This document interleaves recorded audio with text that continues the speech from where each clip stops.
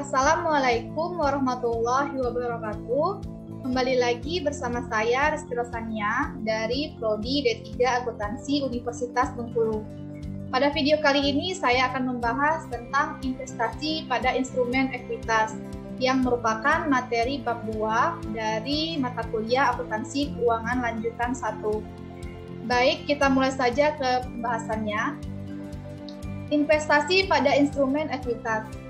Instrumen ekuitas atau yang biasa kita kenal dengan instrumen keuangan, menurut PSAK nomor 50, instrumen keuangan adalah setiap kontrak yang memiliki hak residual atas aset dari suatu entitas yang sudah atau yang telah dikurangi dengan seluruh liabilitas entitas tersebut. Jika kontrak ini berupa aset keuangan, maka kontrak tersebut akan meningkatkan aset keuangan suatu perusahaan.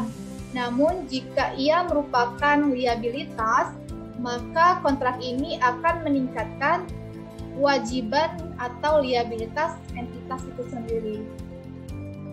Sebelum saya lanjutkan, saya akan menjelaskan sedikit tentang instrumen keuangan. Instrumen keuangan itu ada 5. Yang pertama ada aset keuangan.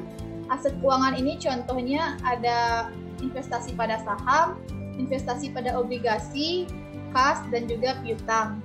Yang kedua ada liabilitas keuangan. Contoh liabilitas keuangan ini ada hutang obligasi dan juga hutang wesel jangka panjang. Kemudian yang ketiga itu ada ekuitas. Contoh dari ekuitas ini ada saham biasa dan juga saham preferen. Yang keempat itu ada lindung nilai, dan yang kelima itu ada derivatif. Baik, saya akan memberikan ilustrasi sedikit tentang kontrak yang melahirkan atau yang meningkatkan aset keuangan suatu perusahaan atau suatu individu. Contohnya seperti ini. Bapak A ingin membuka rekening tabungan di suatu bank. Di sini sudah terjalin kontrak antara dua belah pihak, yang mana Bapak A sebagai nasabah dan pihak bank. Kemudian Bapak A ini ingin menabung di bank tersebut sebesar 300 juta. Dari uang 300 juta inilah Bapak A akan menerima yang dinamakan bunga setiap periodenya atau setiap bulannya. Bunga inilah yang merupakan aset yang meningkatkan aset keuangan Bapak A. Kemudian saya akan memberikan ilustrasi atau contoh jika terdapat gabungan antara kontrak yang memberikan atau meningkatkan aset beserta meningkatkan liabilitas. Contohnya seperti ini. PT A membeli obligasi dari PT B yang memerlukan dana yang cukup besar. Menurut PT B, obligasi ini merupakan liabilitas, sedangkan menurut PT A, obligasi ini merupakan aset keuangan. Mengapa demikian? Karena menurut PT B, mereka memiliki kewajiban untuk membayar atau melunasi obligasi tersebut, melunasi hutang obligasi tersebut beserta dengan bunganya. Jadi liabilitas mereka itu akan bertambah. Sedangkan menurut PT A, obligasi ini merupakan aset dikarenakan mereka akan menerima bunga beserta pelunasan piutang obligasi tersebut dari PT B, sehingga aset mereka akan bertambah. Kemudian saya akan memberikan contoh lain dari aset keuangan, yaitu investasi pada saham. Untuk investasi pada saham itu bergantung pada seberapa besar kepemilikan saham di perusahaan tersebut. Misalkan seperti ini. Jika kita memiliki kepemilikan saham di PT A itu sebesar 30% atau berada di atas 20%, maka kita akan menerima hak atau kita mempunyai pengaruh yang signifikan terhadap PT A tersebut. Baik, saya akan memberikan ilustrasi sedikit tentang investasi pada saham. Ada 3 entitas, yaitu entitas A, B, dan C. Entitas A memiliki kepemilikan saham sebesar 5% di PT Andalas. Kemudian ada PT B yang memiliki kepemilikan saham sebesar 45% di PT Andalas, sedangkan PT C ini memiliki kepemilikan saham sebesar 55% di PT Andalas. Dari ketiga entitas ini, perlakuan akuntansinya jelas sangat berbeda. Yang pertama kita bahas PTA dulu.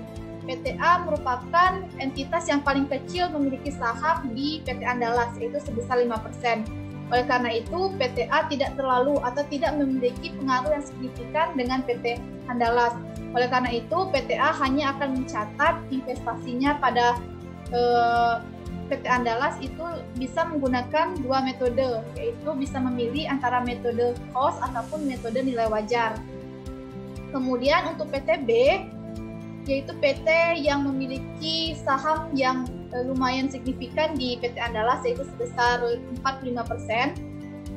Dari kepemilikan saham sebesar 45% ini, PT Andalas memiliki pengaruh yang signifikan dengan PT Andalas, di mana PTB ini memiliki saham atau membeli saham di PT Andalas cukup besar, yaitu 45%. Oleh karena itu, dikarenakan memiliki pengaruh yang signifikan, maka PTB ini wajib mencatat investasinya itu dengan menggunakan metode ekuitas. Kemudian kita masuk ke PTC yang merupakan PT yang paling besar pengaruhnya terhadap PT Andalas, yaitu kepemilikan saham sebesar 55%. Dikarenakan memiliki saham 55% di PT Andalas, sekarang status PTC ini bukan lagi PT atau perusahaan biasa di PT Andalas, melainkan ia adalah induk dari PT Andalas, bukan induk perusahaan. Dikarenakan ia merupakan induk perusahaan, maka PTC ini memiliki pengaruh atau bisa mempengaruhi perusahaan Andalas ini. Dan juga PTC ini bisa memilih untuk mencatat investasinya menggunakan ketiga metode tersebut, yaitu metode ekuitas, metode nilai wajar, dan juga metode cost. Namun perbedaan di antara PTB dan PTC ini, walaupun mereka sama-sama mempunyai pengaruh signifikan, tetapi mereka masih mempunyai perbedaan. Perbedaannya itu terletak pada pencatatan atau penyusunan laporan keuangan. Untuk PTB, penyusunan laporan keuangannya itu mereka masih menyusun laporan keuangan perusahaan mereka sendiri.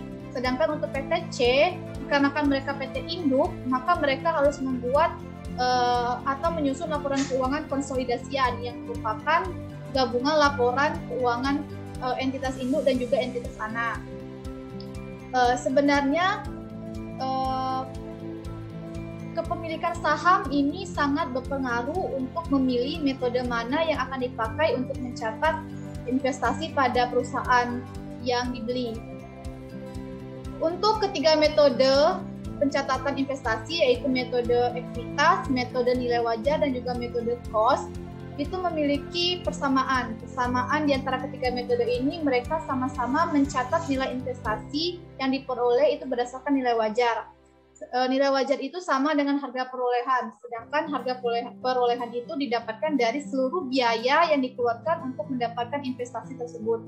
Sebelum saya lanjutkan, saya akan menjelaskan sedikit tentang klasifikasi aset keuangan. Klasifikasi aset keuangan itu ada 4. Yang pertama ada aset keuangan diukur dengan nilai wajar melalui laba rugi. Kemudian yang kedua itu ada aset keuangan tersedia untuk dijual. Yang ketiga ada investasi yang dipegang hingga jatuh tempo. Dan yang keempat adalah pinjaman yang diberikan atau yang kita kenal dengan piutang.